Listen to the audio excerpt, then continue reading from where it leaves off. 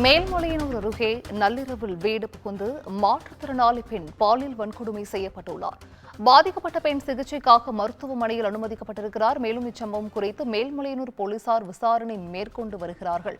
கூடுதல் விவரங்களை செய்தியாளர் பரிமேல் அழகர் வழங்கிட கேட்கலாம். பரிமேல் அழகன், வணக்கம். இது குறித்தான முழு விவரங்கள்.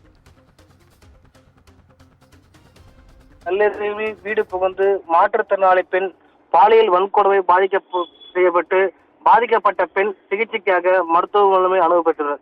அதாவது பாத்தீங்கன்னா, விழுப்புரம் மாவட்டம் மேல்மலையனூர் அருகே உள்ள சங்கிலிக்குப்பம் கிராமத்தில் திருமணம் ஆகாத மாற்றுத்திறனாளி பெண் ஷாபியா, வயது இவருக்கு 48 என்பவர் தனியாக வீட்டில் வசித்து வருகிறார்.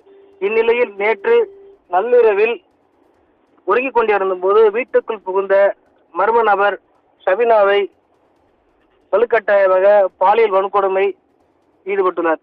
இந்த பாலியல் வன்கொடுமை செய்யப்பட்டு இதில் முகம் மற்றும் கை கால்களில் காயம் ஏற்பட்ட நிலையில் அதிக ரத்தம் போக்கு பாதிக்கப்பட்டது. அவரை உறவினர்கள் மீட்டு 108 ஆம்புலன்ஸ் மூலம் செஞ்சி அரசு மருத்துவமனைக்கு அனுமதித்தனர்.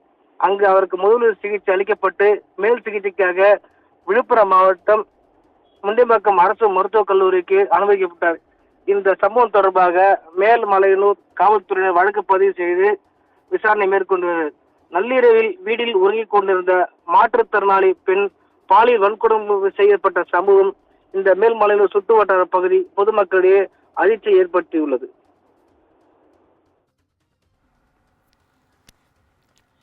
விவரங்களை வழங்கியமைக்கு நன்றி, பரிமேல் அழகன்.